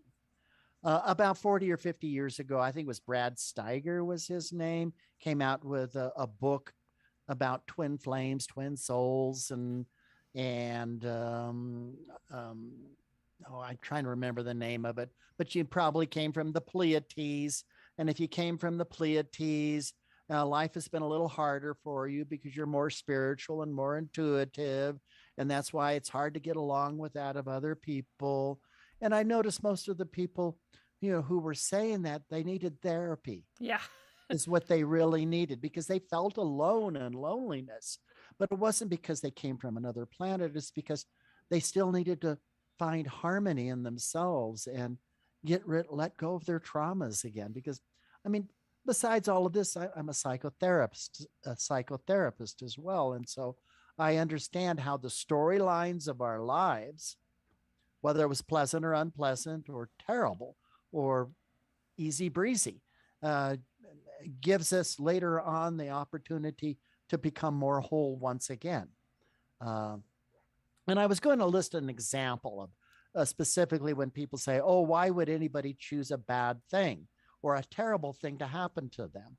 Well, again, if they learn from it, they don't blame themselves, they don't hold on to grudges or want to hurt somebody else in kind or an eye for an eye, then it can be a liberating experience. And you end up becoming a therapist, maybe, I don't know, or a counselor. But I always think of the person, Christopher Reeves, the first Superman in the late 1970s. And so he played the role of Superman. And then he was riding a horse one day, falls off, breaks his neck, becomes paraplegic. And from all the things I've read or seen on him after the fact of breaking his neck, he became a hero. He became a real Superman, helping other people. He was only able to move his mouth pretty much. That was about it, But he wasn't going around, oh, poor me. Look what happened to me. I could still be in movies if this hadn't happened to me. He became a brilliant being. Lots of people, when problems happened to them earlier, let's say they got into a drug addiction or were sexually hurt in some way, eventually they become counselors. They learn to help other people with some similar conditions and circumstances. And to take responsibility from this moment on is still your choice now. If you live in the past, you'll always be repeating the past. If you blame others, you'll still be in the same situation. There's no way to get out of that. So it's always taking self-responsibility. Yeah. Learning to love yourself completely, all parts of yourself, even the parts you don't like about yourself, to learn how to unconditionally love all of the things that are a part of your consciousness, a part of your experiencing. And so, yeah, to me, that's the overall, if we call it the end game or the goal, is to wake up. Stop being a zombie. Stop repeating things, going through the old patterns without really thinking. And, before the movie, all the zombie movies or The Walking Dead, the yogis called people who were not awake the Walking Dead also. They're walking around life, but they're not awake. Yeah. They're like the Walking Dead. They're dead in consciousness, but they're still playing out the roles and routines of creating their own suffering. That's what I would always ask people when I was growing up, like, what are you doing here? And they'd be like, what, like walking or sitting? I'm like, no, what are you doing here on Earth? And they're like, you're stupid, you're crazy, like walk away. Or every once in a while someone would be like, I don't know, it's a good question. Or like, I think maybe this, I don't know what we're doing. Like, I'm like, okay, these are my people. Yeah. Right? Like, well, you got the thing. There's some things that we're not supposed to know, and we shouldn't even ask the questions. But that's also why we have this gift of the creative mind, it can get into critical thinking. Critical, not bad. Yeah. It doesn't mean you're that kind of critical, but to look at something, like let's say a conspiracy theory, and use critical mind to go into the process of, is this a truth or a falsehood? And to really examine it as the scientist. That's why we have these minds, and to get ourselves, well, out of trouble for one thing, or going down more paths that lead to nowhere within ourselves, or just take up all of our time. And they could be interesting, but they still don't go anywhere. They don't make anybody more happy, more whole, more unified, more healed on any level. So then we can blame the government or something. I don't know, around that. But that's what I was thinking of when you were talking about the twin flame thing, is a lot of people seem to be reaching, or even the Pleiadian thing, or where am I from sort of question. It seems to be looking for an excuse to do something they want to do anyway, or to not do something they don't want to do, right? Instead of just saying, like, I want to do this thing, so I'm going to do it. I don't care if this is my twin flame or not. I want to leave this marriage and go off with this person, so I'm going to just take the responsibility for that and just do it. They want someone to tell them, oh, this is a twin flame, this is a whatever, and then they somehow feel more justified in it. And it's like, no, you just get to do what you want. You can just do it. You don't have to wait for these labels or these things or these excuses, basically, to do that. Well, I've met so many people who were, they have to be my twin flame, and then later on, 2 years later, they're going, my twin horror. But again, a twin flames, just to bring it up a little bit, it's another myth in consciousness. Again, it was brought out by a book 60 years ago for the first time. Somebody coming up with a bookseller that when you were first came into these lives, you split up into a male half and then finally a female half. And you're never going to be happy until you find your other half. And then lots of times people say, well, I found my other half, and they're living in misery with that other person. But we've had hundreds, we've had thousands of what one could call soulmates, Yeah. People we've met in all of these incarnations, all of the wives, the husbands, the best friends, the siblings, the people down at work. My dog. Your dog, the ones you got along with, and your other soulmates are the ones you didn't get along with as well. And there's still a pattern there to work out in some fashion, to free yourself up from your old works. We'll call it that for right now. And you talk about the going into the fifth level of consciousness. Is that similar to like the fifth dimension? And then if this is an appropriate question, it makes sense. How do you think a lot of people are walking around with like access to the fifth, the fourth, the third, the second? Like, where do you think kind of people tend to hang out at? Well, things what's called like fifth level. It's just a part of what's called a universal subconscious mind, or sort of like compartments within intuition in a way. And you can learn to work within each of these particular levels. What is called the fourth and fifth levels of consciousness is where it's called the permanent memory of all that's been experienced by all beings, including yourself. So you have the permanent memory on what's called the fourth level of consciousness of all of your lives. But the fifth level is considered all of the reasons and purposes and the understandings and misunderstandings of all experience that you've ever had. The in-between line between the two is what people would call the Akashic records. And that's more of a familiar term. It's a yogic term, is basically is what it's where that particular word comes from.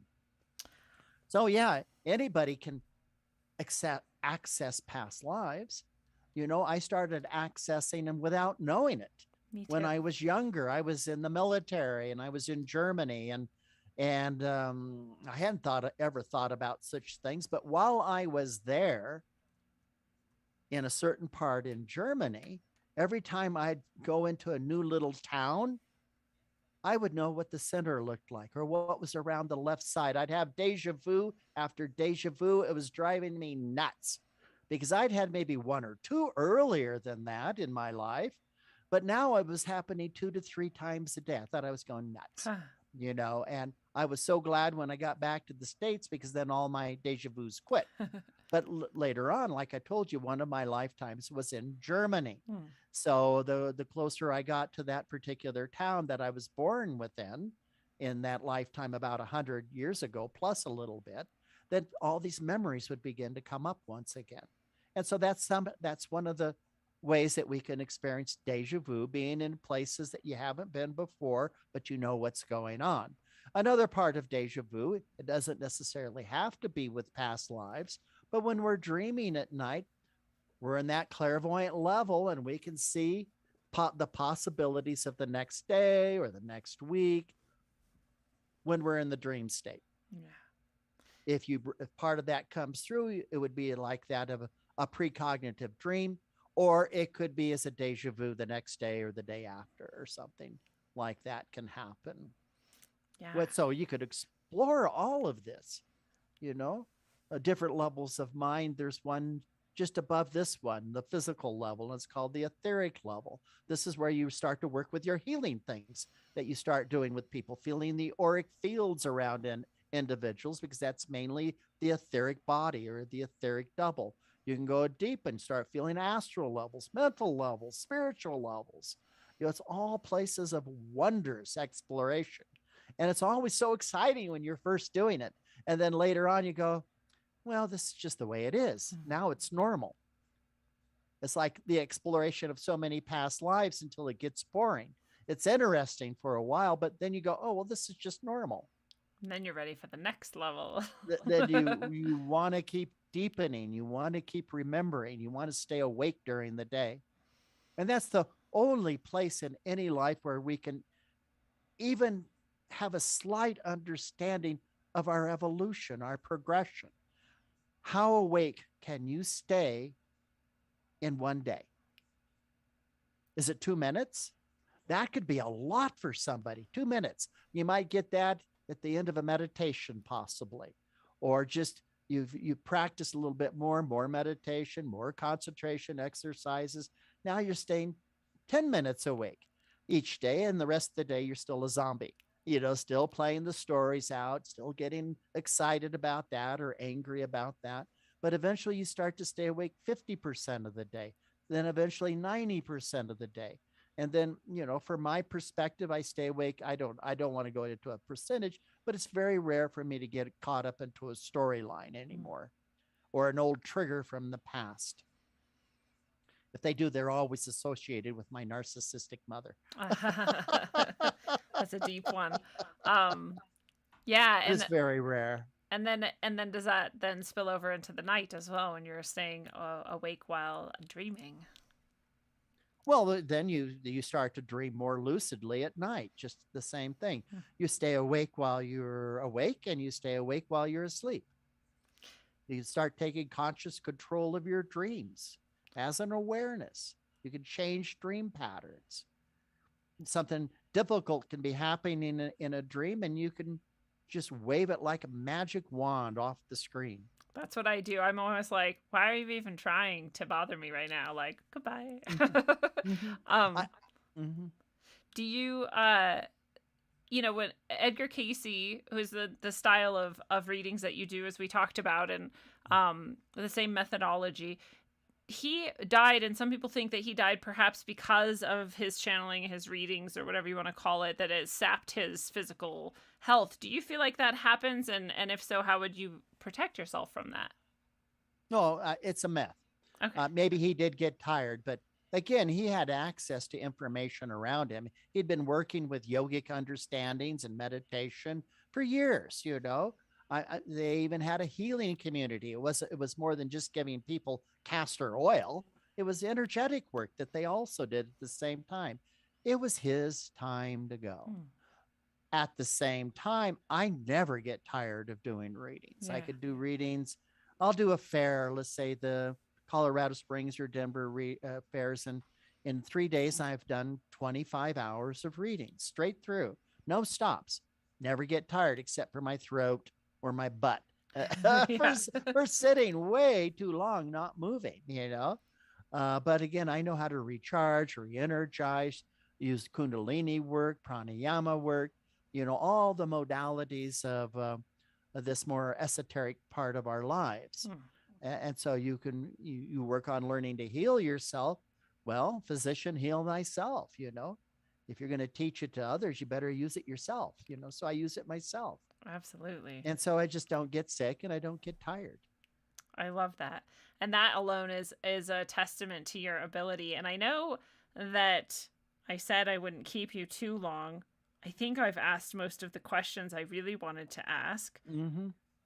Oh, I wanted to know, do you, because you can ask yourself if you want to describe it in that way, or you can ask this source anything. Do you run out of things? Have you answered all your own questions? Do you just understand everything you want to understand and you're like done now? Because I think people would like they would just have lists and lists of questions that they would ask you or ask this source, or if they had that skill, they would ask themselves. But I feel like at this point you've maybe run out of questions.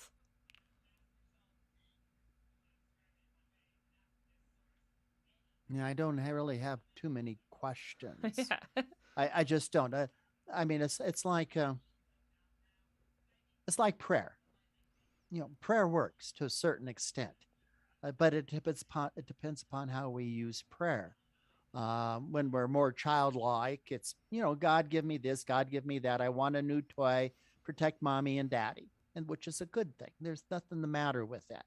And even within prayer, it's a bit of you wanting to work with the laws of attraction, depending upon what else is going on in your life, because you're also attracting whatever your fears might be at the same time. And then you begin to proceed upon the path, and the God idea begins to change. It's not a figurehead anymore. It's not a static God.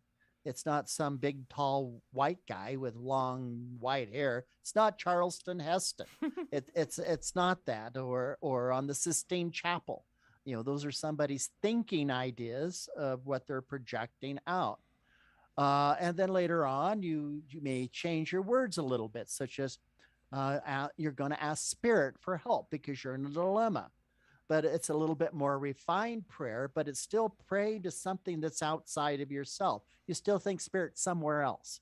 It's in my deeper levels of consciousness. So I have to access that in some particular way. But again, who you are is all in you, all around you. Everything that you see and feel and experience is a part of the divine, even your body, even your brain. That's still a part of the divine. We all come from the same light. On a physical level, we'll say the Big Bang started it all 14 billion years ago. But even, every electron and everything that's in our body came from that particular experiencing. And then supernovas, obviously, to get the minerals and so forth.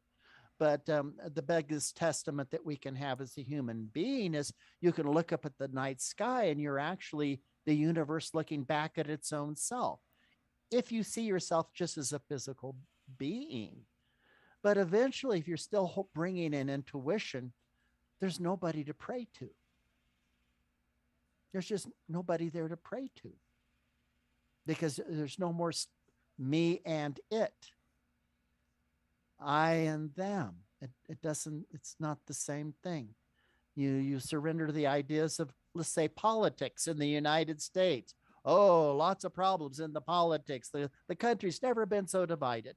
Well, that's only because people keep saying that again and again, and it creates good headlines, and people buy into it, and it creates more separation.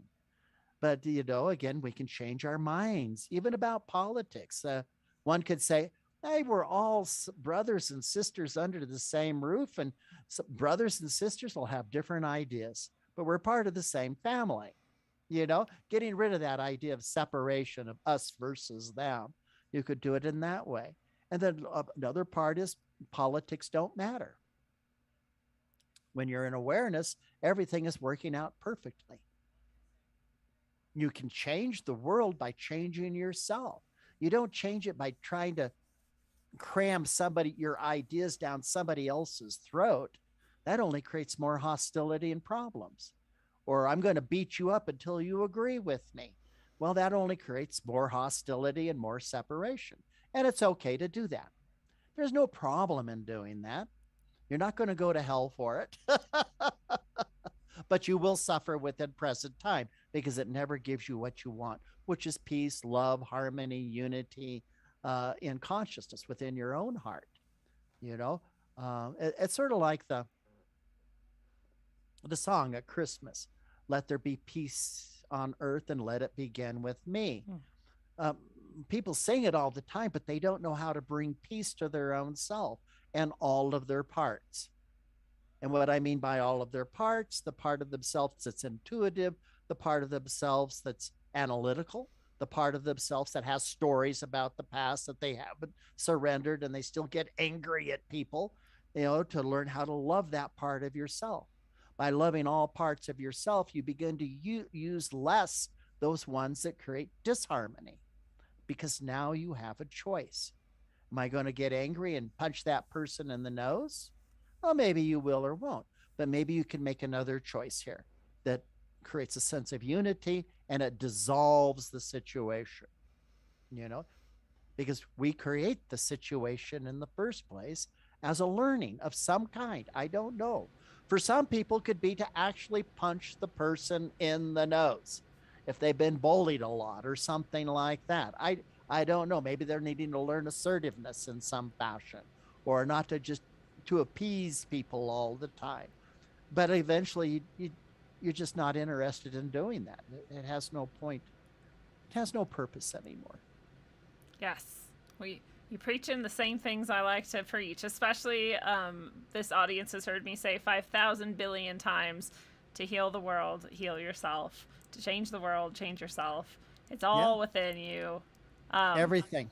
yeah. So, what do you see as your greatest hope for where humanity goes from where we're at right now? And do you think we're in some sort of a grand transition or transformation from one age to another, or one way to another? Or, a lot of people think this is like end times, or it's the beginning of a golden age, or who knows what. What do you think about all of that? Everything evolves. Everything becomes more connected and more unified over time. However, we don't have a gauge on how long that time takes. Again, on a deeper inner level, it doesn't matter. It's not like, oh my God, we've had so many lives. This is taking, you don't see things from that perspective, from that inner level. Everything's in perfection within its own self. So you could see dips in consciousness. We'll call it that, where, oh no, Russia has invaded the Ukraine. Oh, we're going back to old things. There's racism in the United States again. Oh no, we've gone back to the 1950s. But uh, on the overall perspective, there'll always be parts of the mind who needs to experience their separation. They'll need to do that. Through the laws of attraction, they draw it together. The Russian Ukraine thing, how is that going to turn out? I have no idea.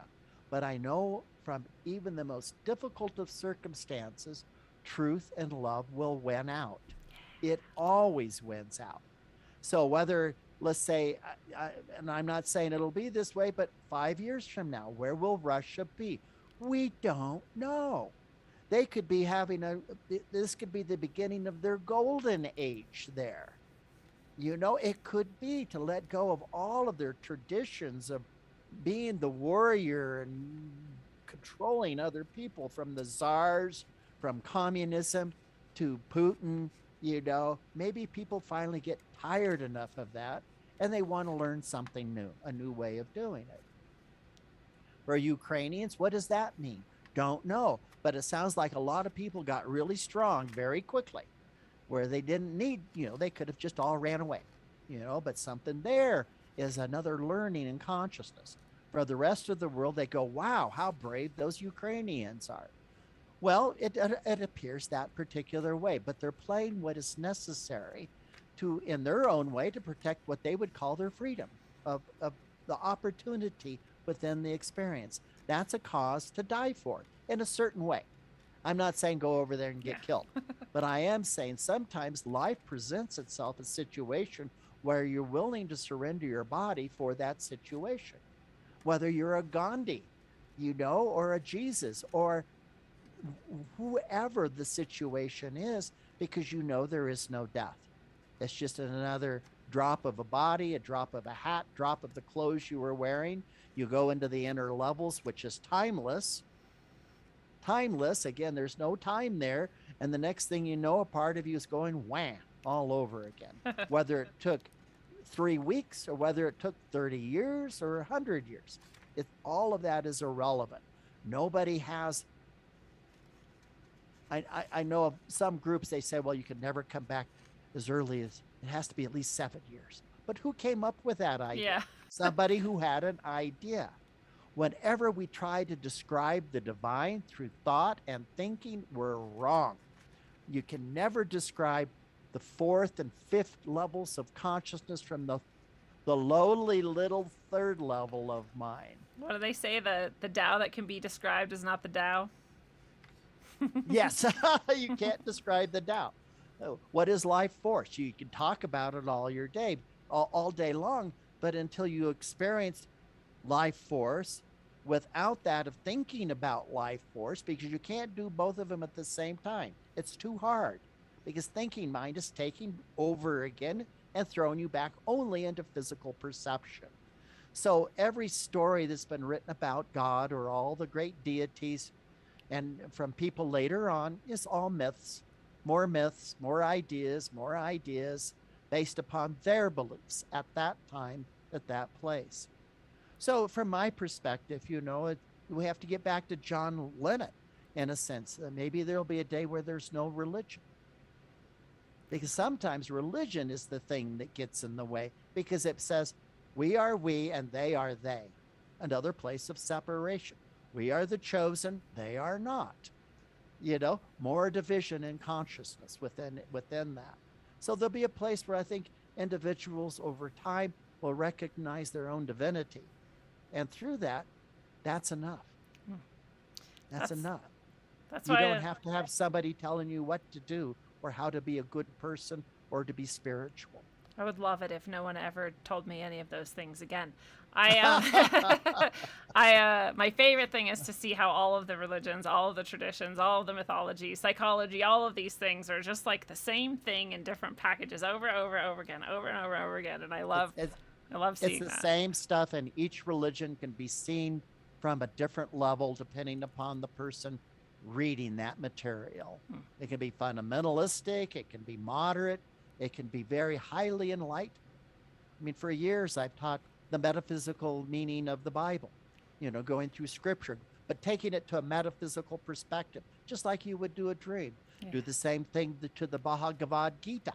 It's the same principles, except it's a lot easier to read the Gita.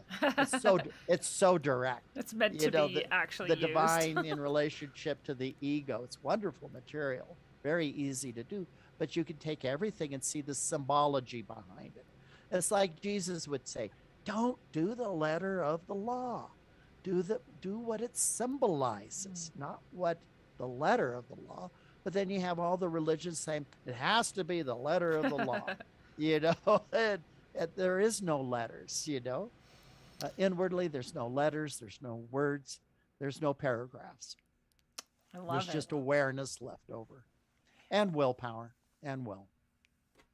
I love it. Well, as we're closing down here, I know that you do so many things. You do so many types of readings. You have different lengths of the readings. You have classes that you teach, and you have a website that I've shared. People can click right below wherever they're listening or watching this and just go straight there. But I would also love to hear you tell us a little bit about it. Oh, well, when I do readings, I consider it like third or fourth things down on my interest. I mean, it has its place, but I prefer to teach. That's what I prefer to do. Teach people all the tools I learned throughout the years, the things that work. And if so it has the basics. It has all the principles of Kriya Yoga, yogic principles, Buddhist principles, esoteric Christian principles. All of the religions are in there, and it's not religious at all. There is no dogmas. But I can teach somebody how to create a still mind. I can help somebody to start getting more awake. I can help somebody let go of their traumas if they're willing to let them go, and that's how I I feel I like to show up that of the best. It's easy. It's not necessarily easy for me, but I see the process. I can see what's going on, and I can see there's some remedies here for that person, and then it's up for them to do something with it. The main thing about teaching is it keeps you on your own hot seat. And Lindsay, you may notice this. The more you're working, helping other people to remember who they are, you're really helping yourself to remember who you are, Yeah. because you've got to show up to do it. Mm-hmm. So the more you're out there teaching, the more you're out there helping, the more you are also remembering who you are and accessing all of that intuition, all of that connection of heart and unity within yourself. It comes a lot easier in our life as physical humans to do it in that fashion. It's harder if you're all just hanging out by yourself, or it could be, maybe not for some people, but you know. Yeah, I definitely noticed that same thing. So yeah, Absolutely. so I teach up to a 4-year program in metaphysics, mysticism, self-awareness. You don't have to join up for 4 years. It's a class I do that's 10 weeks at a time. You like that? We got 10 more weeks of lessons and instruction and technique. And oh, you like that? 10 weeks? Oh, here's another 10 weeks. So there's beginning, advanced, master's levels, trainers levels, all kinds. It just depends upon how long one wants to really deepen into themselves before they do something different. How cool. Or want to have a different experience. I love that. And so you can always get a reading from me by going to the website or just sending me an email. Would set up a time. I do most of them now through that Zoom or Skype on occasion still. Very rarely phone anymore, but it's still accessible. And a couple of times a week, I go down to, a couple of times a month, I go down to Full Moon Books in Lakewood, Colorado, and do personal readings one-on-one with folks there for about 5 hours twice a month. Oh, how cool. And so if anybody wants to meet you in person and they're around, they can go there. That's awesome. Well, yeah, all they have to do is call Full Moon Books and set up an appointment. Okay. I don't set up the appointments there, just on Zoom and Skype and so forth. Okay, perfect. That is good to know. Yeah, so don't just show up. Set your appointment ahead of time. Well, you should just show up, but I may be booked. Yeah, less safe. Even in a very safe universe. Well, so what are your final thoughts, final words, or ideas that you want to leave people with before we say goodnight?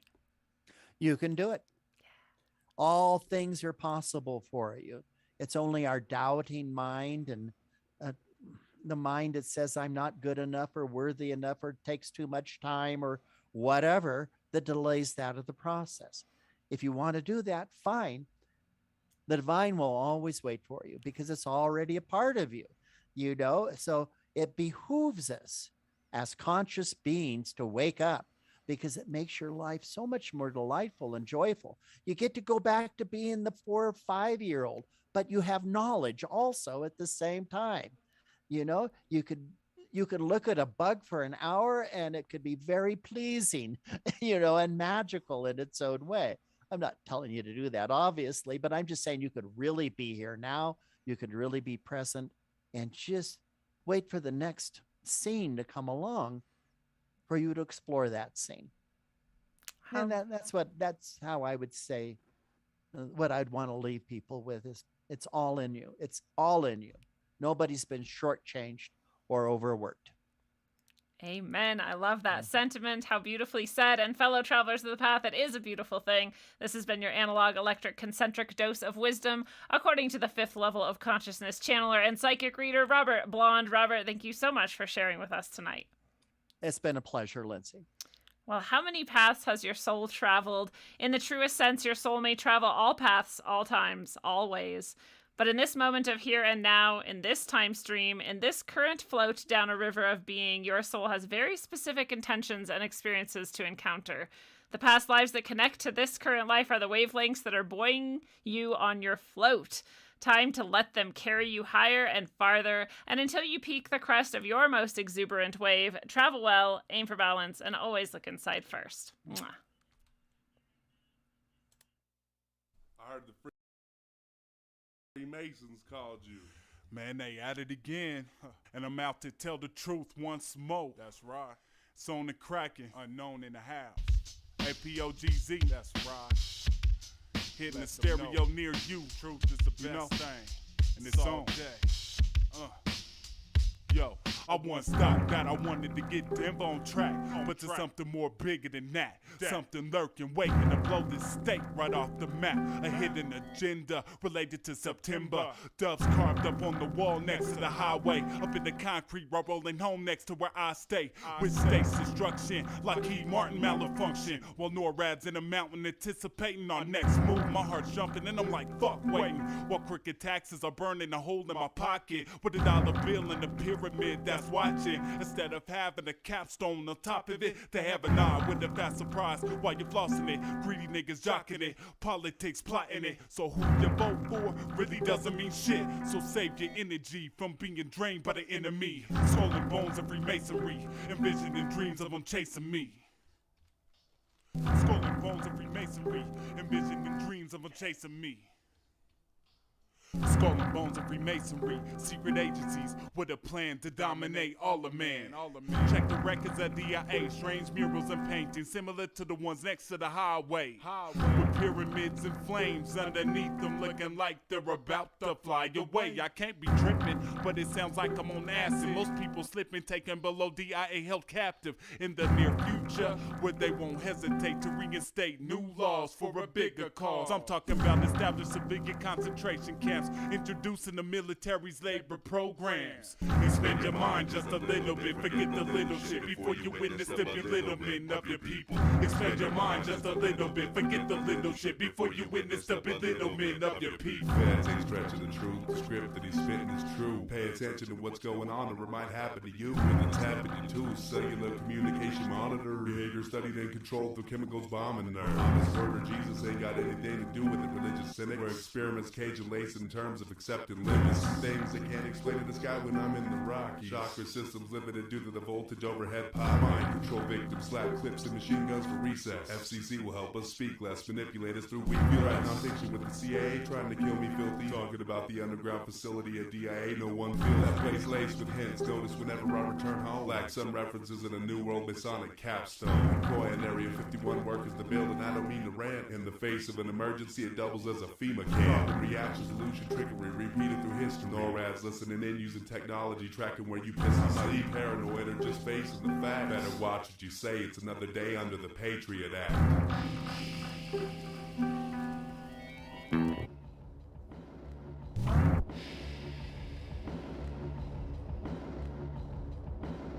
Extend your mind just a little bit, forget the little shit before you witness a little bit of your people. Extend your mind just a little bit, forget the little shit before you witness a little bit of your people. The idea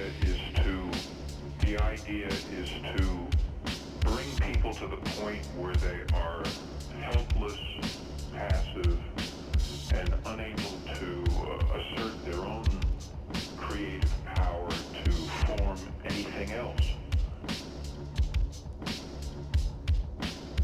Success for people like this is measured in terms of money, which they then translate into power. Corruption and violations of the Constitution. Secret societies, the push for one world government. I'd like to get corruption and violations of the Constitution. The idea is to bring people to the point where they are helpless, passive, and unable to assert their own creative power to form anything else.